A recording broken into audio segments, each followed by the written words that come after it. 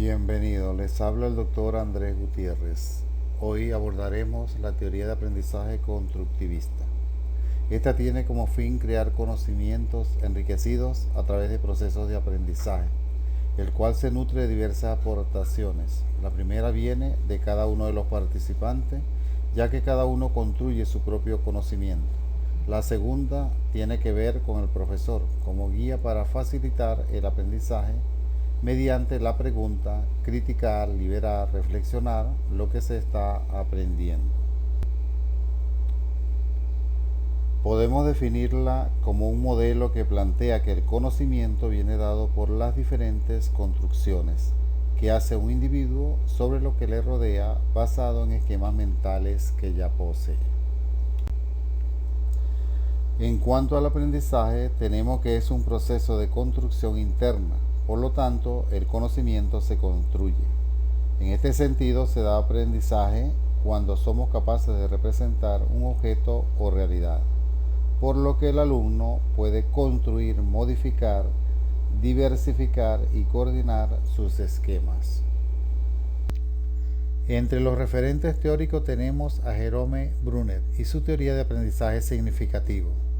Psicólogo y pedagogo estadounidense, concibe el aprendizaje como un proceso de categorización y adquisición de conceptos, en la que el lenguaje ocupa un papel fundamental. Centra la atención en el ambiente de enseñanza. Observa que en el desarrollo intelectual influyen la maduración y el medio ambiente, así como lo hace Piaget. Señala tres tipos de aprendizaje: el enáctico, en el cual se aprende actuando, imitando y manipulando objetos; el icónico, que implica el uso de imágenes o dibujos; y el simbólico, que es el que hace uso de la palabra escrita y hablada. Recalcamos entonces aquí los tres tipos de aprendizaje para Bruner: enactivo, icónico y simbólico.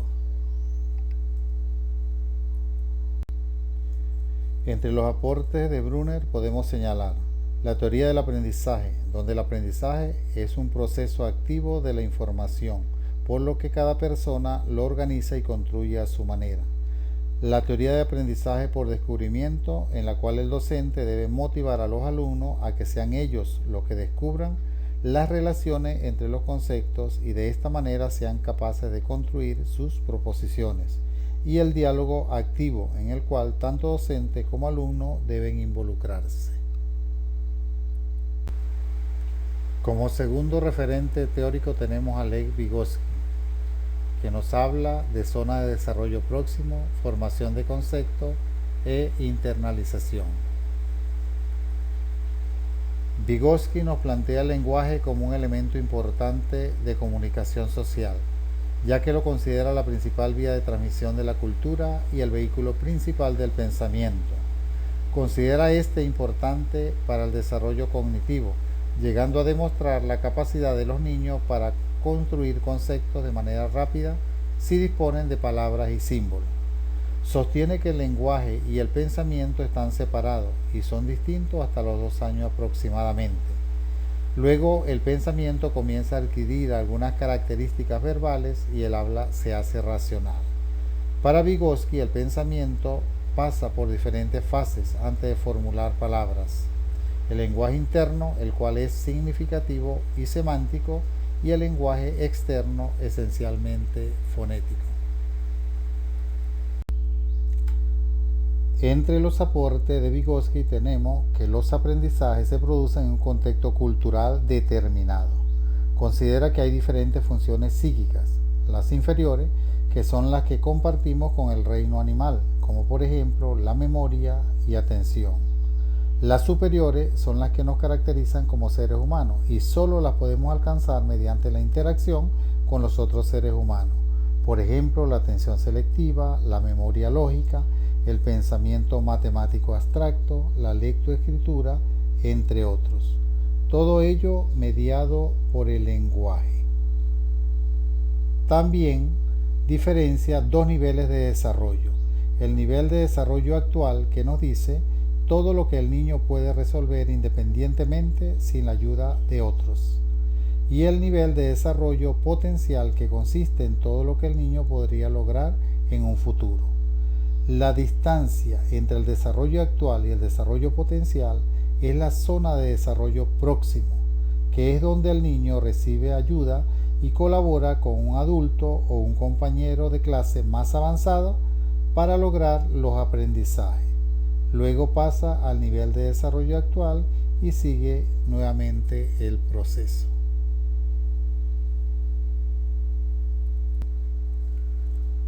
Otro de los referentes teóricos a tomar en cuenta es Jean Piaget. ¿Qué es el desarrollo cognitivo? Entendemos por este al conjunto de transformaciones que se dan a lo largo de nuestra vida, mediante el cual aumentamos los conocimientos y habilidades para percibir, pensar y comprender. Dichas habilidades nos permiten resolver problemas prácticos de la cotidianidad.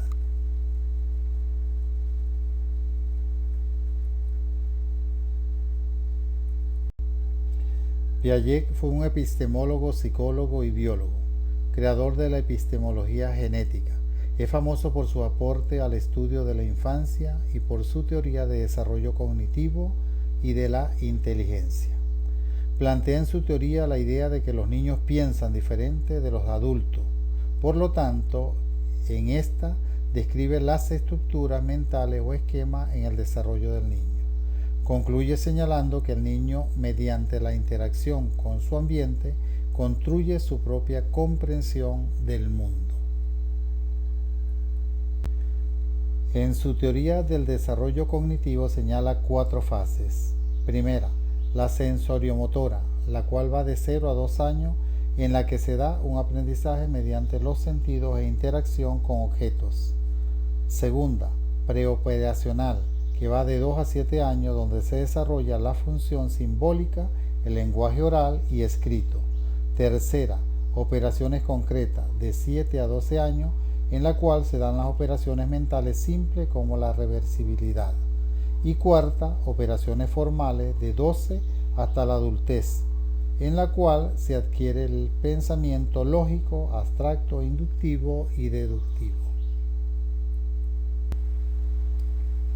Dentro de los aportes tenemos que ha contribuido enormemente a cambiar la manera en que se percibe el error en el proceso de aprendizaje, ya que este puede ser una fuente de información muy poderosa para el adulto que observa al niño, porque en función de los errores que cometa, podemos entender en qué fase del desarrollo cognitivo se puede encontrar.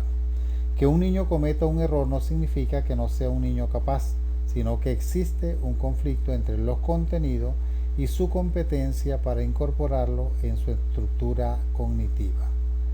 Todo a su tiempo. El autor nos dice que el desarrollo cognitivo atraviesa una serie de etapas. Si un niño no ha madurado las estructuras mentales necesarias, no puede aprender ciertos conceptos. Es por eso la importancia de conocer en qué nivel se encuentra cada niño, con el fin de diseñar tareas ajustadas al momento evolutivo en que se encuentra. Nos habla entonces de 4 estadios universales o fases de las que explicamos en la lámina anterior. Nos señala también que el conocimiento es reorganización, porque el aprendizaje consiste en reorganizar nuestras estructuras cognitivas en cada momento. A medida que crecemos, maduramos e interactuamos con nuestro entorno, nuestros esquemas se van organizando de una forma distinta. El aprendizaje y el cambio son 2 caras de la misma moneda, pues aprender solo tiene sentido cuando una situación está cambiando, por lo que el aprendizaje es un proceso de adaptación a escenarios nuevos. La información que llega nueva del exterior debe siempre adaptarse a nuestros conocimientos previos y viceversa. En este proceso se dan 2 fases.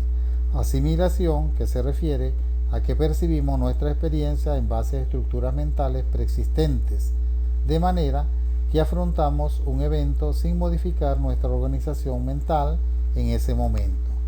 Ejemplo, si una persona insegura ve a otra reírse, cree que se está riendo de ella. Acomodación, Aquí se da un proceso contrario al anterior. Esto ocurre cuando las exigencias ambientales comprometen demasiado nuestros esquemas previos, por lo que es preciso modificarlos. Como último referente teórico a abordar tenemos a David Ausubel, psicólogo y pedagogo estadounidense, considerado una de las personalidades más importantes del constructivismo. Desarrolló la teoría del aprendizaje significativo, una de las principales aportaciones de la pedagogía constructivista. Escribe libros sobre la psicología de la educación. Este autor nos plantea en su teoría que el aprendizaje del alumno depende de las estructuras cognitivas, que en la asimilación se dan procesos de comprensión, transformación, almacenamiento y uso de la información, pero que no es un aprendizaje mecánico. Señala 3 tipos de aprendizaje significativo. Aprendizaje de representaciones es el más elemental y del cual dependen los demás tipos de aprendizaje. Consiste en atribuir significado a determinados símbolos. Por ejemplo, el aprendizaje de la palabra pelota en un niño ocurre cuando el significado de esa palabra pasa a representar o se convierte en equivalente para la pelota que el niño está percibiendo en ese momento. Aprendizaje de conceptos se refiere al concepto de algo, eventos, situaciones o propiedades que poseen atributos definidos, comunes y que se designan en una cultura dada por un signo o símbolo convenido. Por ejemplo, el concepto de silla, es decir, es la formación de un concepto. Aprendizaje por proposición se refiere a cuando yo armo una oración o síntesis y la expreso. Es decir, cuando explicamos algo, estamos ante un aprendizaje por proposición. Entre las condiciones para el aprendizaje significativo tenemos que el material debe tener significatividad lógica, es decir, que debe haber coherencia en la estructura interna, así como secuencia de los procesos y entre las relaciones de sus componentes. También debe poseer significatividad psicológica cognitiva, lo que nos permite comprender los contenidos desde la estructura cognitiva que tiene el sujeto que aprende. Es necesario una disposición subjetiva de aprendizaje, donde juega un papel importante la psicología afectiva, que nos da la disposición para aprender, es decir, las motivaciones internas. Dentro de sus aportes tenemos que se promueve el aprendizaje significativo en vez del aprendizaje memorístico, que existen organizadores anticipados, los cuales sirven al estudiante frente a la nueva información y funcionan como un puente entre el nuevo material y el conocimiento previo del alumno, que hay una incorporación de los nuevos conocimientos en forma real en la estructura cognitiva del alumno. Se da una relación entre los nuevos conocimientos y los previos, y es importante el interés del alumno por aprender lo que se le propone. Como condiciones de la teoría de aprendizaje constructivista podemos mencionar que presupone la existencia de estados internos en el sujeto, que éste establece representaciones que son construcciones de él y que son atribuidas a la realidad, que las representaciones son construidas mediante la acción del sujeto. También podemos ver que es una teoría que explica la génesis del conocimiento.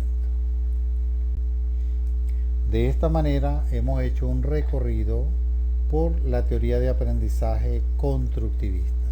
Muchísimas gracias por su atención.